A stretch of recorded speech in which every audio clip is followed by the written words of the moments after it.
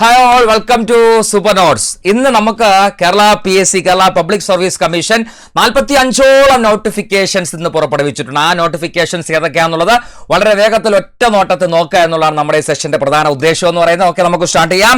ഇവിടെ ഗസറ്റഡ് തീയതി എന്ന് പറയുന്നത് 16/12/2023 മുതൽ 15/1/2025. അതായത് ഗസറ്റഡ് തീയതി എന്ന് 16/12/2024, അത് അപേക്ഷിക്കാനുള്ള അവസാന തീയതി എന്ന് പറയുന്നത് 15/1/2025 ബുധനാഴ്ച രാത്രി 12 മണിക്ക് 12 ബെല്ലടിക്കുന്നതോടെ കഴിയുമെന്നുള്ളത് മനസ്സിലാക്കുക. ഓക്കെ, അടുത്ത് നോക്കിക്കോടാ, നമ്മൾ ഇന്നത്തെ പ്രധാനപ്പെട്ട എന്തൊക്കെയാണ് വന്ന നോട്ടിഫിക്കേഷൻസ് ഒന്ന് നോക്കാം. ഇവിടെ കാറ്റഗറി നമ്പർ 460/2024 പറയുന്നത് കേരള കേര കർഷക സഹകരണ ഫെഡറേഷൻ ലിമിറ്റഡ്, KRFED ഉണ്ടല്ലോ, അവിടെ സീനിയർ മാനേജർ മാർക്കറ്റിംഗ് ആണ്. ഒരു നോട്ടിഫിക്കേഷൻ ആണ് അവിടെ വന്നിട്ടുള്ളത്. ഒരു നോട്ടിഫിക്കേഷൻ ഉള്ളത് എന്നതുകൊണ്ട് നമ്മൾ ഒരിക്കലും അതിനെ തിരസ്കരിക്കാൻ പാടില്ല. നമ്മുടെ ക്വാളിഫിക്കേഷൻ അനുസരിച്ചുള്ള പരീക്ഷയാണ് എങ്കിൽ അപേക്ഷിക്കുക. പരീക്ഷ 1 ആവട്ടെ, 100 ആവട്ടെ, 1000 ആവട്ടെ, അതല്ല നമുക്ക് ആവശ്യം എന്ന് പറയുന്നത്. ആ പരീക്ഷ അറ്റൻഡ് ചെയ്യുക. നമ്മൾ കഷ്ടപ്പെട്ടാൽ ഉറപ്പായിട്ട് അതിലൊരു ഒന്നെങ്കിൽ ഒന്ന് അത് നമുക്ക് വാങ്ങിക്കാൻ അർഹതപ്പെട്ടതാണെങ്കിൽ അത് നമുക്ക് കിട്ടും. അടുത്ത നോക്കിക്കോട്ടെ, category number 461/2024 Kerala cooperative milk marketing federation ലിമിറ്റഡിൽ സീനിയർ മാനേജർ മാർക്കറ്റിംഗ് പോസ്റ്റ് ആണ്. അവിടെ പ്രതീക്ഷിത ഒഴിവുകളാണ് പറയപ്പെടുന്നത്. അടുത്ത് നോക്കിക്കോട്ടെ, കാറ്റഗറി നമ്പർ 462/2024 പറയുന്നത് അവിടെ ജനറൽ വിഭാഗമാണ് കേട്ടോ. കേരള കോപ്പറേറ്റീവ് മിൽക്ക് മാർക്കറ്റിംഗ് ഫെഡറേഷനിൽ തന്നെ, പക്ഷെ സീനിയർ മാനേജർ പ്രൊജക്ട് വിഭാഗത്തിലാണ്. അവിടെ വേക്കൻസി എന്നത് ഒരു വേക്കൻസി ആണെന്നുള്ളത് മനസ്സിലാക്കുക. ഓക്കെ, ഒരു വേക്കൻസി ആണ് ഉള്ളത്. ഒരു വേക്കൻസി മാത്രമേ ഉള്ളൂ എന്നല്ല, ഒരു വേക്കൻസി ഉണ്ട് എന്ന് മനസ്സിലാക്കുക. അടുത്ത് category number 463/2024 Kerala cooperative milk marketing federation ലിമിറ്റഡിൽ സീനിയർ മാനേജർ പ്രൊജക്ട് വിഭാഗമാണ്. അവിടെ ഒഴിവുകളുടെ എണ്ണം എന്ന് പറഞ്ഞ പ്രതീക്ഷിത ഒഴിവുകളാണ് പറയപ്പെടുന്നത്. ഇനി category number 464/2024 Kerala cooperative milk marketing federation ലിമിറ്റഡിൽ തന്നെ സീനിയർ മാനേജർ HRD ആണ്. വേക്കൻസി എന്ന് പറഞ്ഞാൽ ഒരു വേക്കൻസിയാണ്. ഇനി category number 465/2024 Kerala cooperative milk marketing ഫെഡറേഷനിൽ തന്നെയാണ് ജോലി, പക്ഷെ സീനിയർ മാനേജർ HRD. അവിടെ ഒഴിവുകളുടെ എണ്ണം പ്രതീക്ഷിത ഒഴിവുകളാണ് എന്നുള്ളത് മനസ്സിലാക്കുക. ഇനി അടുത്ത കാറ്റഗറി നമ്പർ 466 പറയുകയാണെങ്കിൽ അവിടെ ഭൂജല വകുപ്പിലാണ് അസിസ്റ്റന്റ് എഞ്ചിനീയർ. ഒരു വേക്കൻസിയേ ഉള്ളൂ എങ്കിലും ഭൂജല വകുപ്പിലെ അസിസ്റ്റന്റ് എഞ്ചിനീയർ നല്ല വേക്കൻസിയാണ്. ഇനി കാറ്റഗറി നമ്പർ 467 എന്ന് പറഞ്ഞാൽ ഭാരതീയ ചികിത്സാ വകുപ്പിലാണ്. അവിടെ മെഡിക്കൽ ഓഫീസർ ആയുർവേദ തസ്തികയിലാണ്. അവിടെ 4 വേക്കൻസി ഉണ്ട് എന്നുള്ളത് ശ്രദ്ധിക്കുക. ഇനി കാറ്റഗറി നമ്പർ 468 പറഞ്ഞാൽ ഭൂജല വകുപ്പിലാണ്, ജൂനിയർ ജിയോ ഫിസിസ്റ്റ് ആണ്. അവിടെ 2 വേക്കൻസിയാണ് പറയപ്പെടുന്നത്. ഇനി കാറ്റഗറി നമ്പർ 469 കുറിച്ച് പറഞ്ഞാൽ മെഡിക്കൽ വിദ്യാഭ്യാസം, അത് സ്റ്റാഫ് നേഴ്സ് ഗ്രേഡ് 2 ആണ് പോസ്റ്റ്. ഇവിടെ പ്രതീക്ഷിത ഒഴിവുകൾ പറയപ്പെടുന്നുണ്ട്, അതൊന്ന് ശ്രദ്ധിക്കുക മെഡിക്കൽ ഫീൽഡിലുള്ളവര്. ഇനി കാറ്റഗറി നമ്പർ 470 പറയുകയാണെങ്കിൽ അതും മെഡിക്കൽ ഫീൽഡ് തന്നെയാണ്, junior public health nurse grade 2 ആണ്. അവിടെയും പ്രതീക്ഷിത ഒഴിവുകളാണ്, അതും ഈ ഫീൽഡിലുള്ളവർ ശ്രദ്ധിക്കണം. 471 നേരിട്ടുള്ള നിയമനമാണ്. ഫയർ ആൻഡ് റെസ്ക്യൂ സർവീസിൽ fire and rescue officer trainee, ഫയർഫോഴ്സിൽ ഫയർമാൻ എന്ന് പറയുന്ന പോസ്റ്റാണ് അത്. ഇവിടെയും പ്രതീക്ഷിത ഒഴിവുകളാണ് പറയുന്നത്. +2 പാസ്സായവർക്ക് എഴുതാവുന്നതാണ്. ഇനി കാറ്റഗറി നമ്പർ 472 പറയുകയാണെങ്കിൽ ഫയർ ആൻഡ് റെസ്ക്യൂ സർവീസിലെ ഫയർഫോഴ്സിലെ ഫയർമാനിലെ ഡ്രൈവർ പോസ്റ്റിനാണ്. അവിടെയും പ്രതീക്ഷിത ഒഴിവുകളാണ് പറയപ്പെടുന്നത്, അതും ശ്രദ്ധിക്കേണ്ട പോസ്റ്റാണ്. ഇനി 43 കാറ്റഗറി പറഞ്ഞാൽ ഓയിൽ ഫാം ഇന്ത്യ ലിമിറ്റഡിൽ ഫീൽഡ് അസിസ്റ്റന്റ് ആണ്. 8 വേക്കൻസിയാണ് അവിടെ പറയപ്പെടുന്നത്. ഇനി 474/2024 ആണെങ്കിൽ ജില്ലാതലത്തിലെ ഒരു നോട്ടിഫിക്കേഷൻ ആണ്. വിദ്യാഭ്യാസ വകുപ്പ് ഹൈസ്കൂൾ ടീച്ചർ സംസ്കൃതമാണ്. അവിടെയും ജില്ലാ അടിസ്ഥാനത്തിലാണ് ഒഴിവുകൾ വരുന്നത്.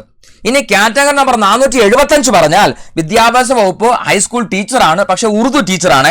ഇവിടെ ജില്ലാ അടിസ്ഥാനത്തിലാണ്. ഇവിടെ ആകപ്പാടെ ഒരു വേക്കൻസിയാണ് ഇപ്പൊ നിലവിൽ വന്നിട്ടുള്ളത്. വയനാട്ടിൽ ഒരു വേക്കൻസിയാണ് പറയുന്നത്.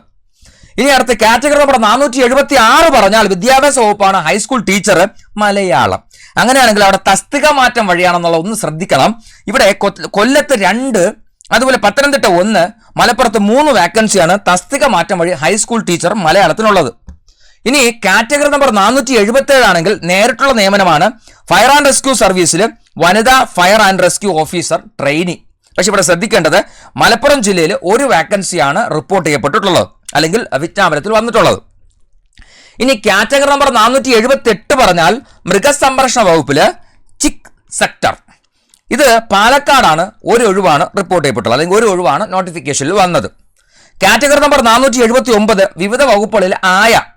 ഇവിടെ തിരുവനന്തപുരത്ത് 2ഉം കൊല്ലത്ത് 1ഉം വേക്കൻസിയാണ്. കാരണം ഇത് ജില്ലാ അടിസ്ഥാനത്തിലുള്ള സാധനമാണ്. അപ്പൊ അതും ഒന്ന് ശ്രദ്ധിക്കണം. ഇനി സ്പെഷ്യൽ റിക്രൂട്ട്മെന്റ് സംസ്ഥാന തലത്തിലാണെങ്കിൽ കാറ്റഗറി നമ്പർ 480 പറയുന്നത് തദ്ദേശ സ്വയംഭരണ വകുപ്പിൽ അസിസ്റ്റന്റ് എഞ്ചിനീയർ സിവിൽ വിഭാഗം, അതായത് സ്പെഷ്യൽ റിക്രൂട്ട്മെന്റ് പട്ടിക വർഗത്തിലാണ്. ഒരു വേക്കൻസിയാണ് അവിടെ നിലവിൽ പറയുന്നത്. ഇനി 481 കാറ്റഗറി പറയുകയാണെങ്കിൽ നിയമവകുപ്പ് ഗവൺമെന്റ് സെക്രട്ടേറിയറ്റിലാണ്. Legal assistant grade 2. പക്ഷേ ഇവിടെ സ്പെഷ്യൽ റിക്രൂട്ട്മെന്റ് ആണ്. പട്ടികജാതി പട്ടികവർഗത്തിൽപ്പെടുന്ന ഉദ്യോഗാർത്ഥികളിൽ നിന്നും മാത്രമാണ്.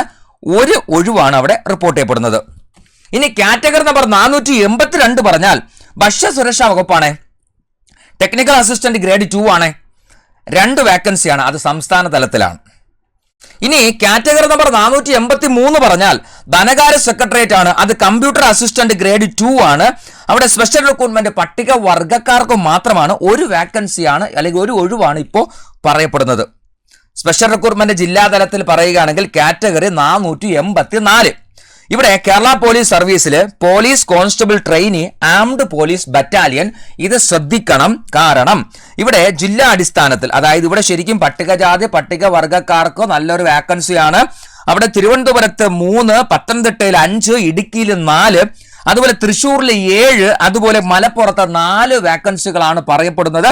ഇത് ബറ്റാലിയൻ അടിസ്ഥാനത്തിലാണ് തരംതിരിച്ചിട്ടുള്ളത്. ഇതും നമ്മളൊന്ന് ശ്രദ്ധിക്കേണ്ട പോയിന്റ് ആണ്. അത് എല്ലാവർക്കും അല്ല, ഈ വിഭാഗക്കാർക്കും മാത്രം. ഇനി കാറ്റഗറി നമ്പർ 485 പറയുകയാണെങ്കിൽ മെഡിക്കൽ വിദ്യാഭ്യാസ വകുപ്പിലാണ്.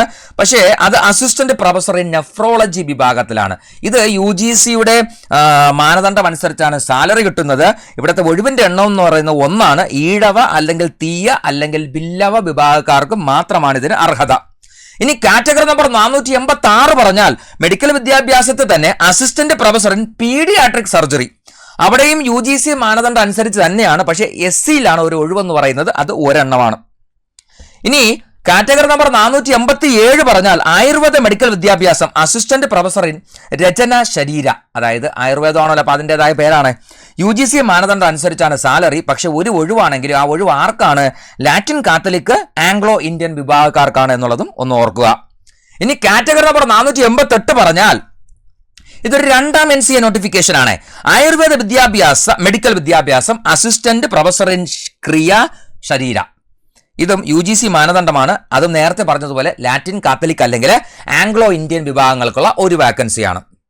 ഇനി അടുത്തത് category number 489 police motor transport wing വകുപ്പില് മോട്ടോർ ട്രാൻസ്പോർട്ട് ഇൻസ്പെക്ടർ ടെക്നിക്കൽ എന്ന വിഭാഗത്തിനാണ് അവിടെ എന്തെന്ന് പറയുന്നത് ഉദ്യോഗ പേരെന്ന് പറയുന്നത്.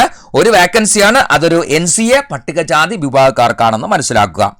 ഇനി കാറ്റഗറി നമ്പർ 490 എന്ന് പറയുന്ന 1ാം NCA വിജ്ഞാപനമാണ്. അത് മെഡിക്കൽ വിദ്യാഭ്യാസ വകുപ്പിലാണ്. മെഡിക്കൽ റെക്കോർഡ് ലൈബ്രറിയൻ ഗ്രേഡ് 2 എന്ന് പറയുന്ന പോസ്റ്റാണ്. ആ പോസ്റ്റ് LC/AI വിഭാഗത്തിൽ LC അല്ലെങ്കിൽ AI വിഭാഗത്തിൽ ഒരാൾക്കാണ് അനുവദിച്ചിട്ടുള്ളത്. കാറ്റഗറി നമ്പർ 491 നോക്കണ ഫയർ ആൻഡ് റെസ്ക്യൂ സർവീസ് ആണ്. Fire and rescue officer driver, അതും ട്രെയിനിയാണ്. ഇവിടെ ശ്രദ്ധിക്കണം, പട്ടികജാതിയിൽ നിന്നും ക്രിസ്തുമതത്തിലേക്ക് പരിവർത്തനം ചെയ്തവരാണ്. ഏതെങ്കിലും ഒരാൾക്ക് കിട്ടും, അതായത് ഒരു ഒഴിവ്. ഇനി നോക്കണ കാറ്റഗറി നമ്പർ 492 മുതൽ 495 വരെ പറയുന്നത് അതൊരു 3ാം NCA വിജ്ഞാപനമാണ്. അവിടെ Kerala state cooperative coir marketing ഫെഡറേഷനിലാണ്. സെയിൽസ് അസിസ്റ്റന്റ് ഗ്രേഡ് 2 ആണ് അവിടുത്തെ ഉദ്യോഗ പേരെന്ന് പറയുന്നത്. പട്ടികജാതിക്കാർക്ക് 2 ഒഴിവ്, മുസ്ലിങ്ങൾക്ക് 1 ഒഴിവ്, ലാറ്റിൻ കത്തലിക് ആൻഡ് ആംഗ്ലോ ഇന്ത്യൻസിന് 1 ഒഴിവ്, അതുപോലെ OBCക്കും 1 ഒഴിവാണ് അവിടെ അനുവദിക്കപ്പെട്ടിട്ടുള്ളത്. അടുത്ത നോക്കണ കാറ്റഗറി നമ്പർ 496 1ാം NCA വിജ്ഞാപനമാണ്. അവിടെ പറയുന്നത് എന്താണ്ടാ, വിദ്യാഭ്യാസ ഹൈസ്കൂൾ ടീച്ചർ ഉറുദു ആണ്. ഇവിടെ SCC വിഭാഗം മലപ്പുറത്ത് 1 ഒഴിവാണ് റിപ്പോർട്ട് ചെയ്യപ്പെട്ടിട്ടുള്ളത്. 1ാം NCA വിജ്ഞാപനമാണ്. കാറ്റഗറി നമ്പർ 497 ആണ്. വിദ്യാഭ്യാസ വകുപ്പാണ്.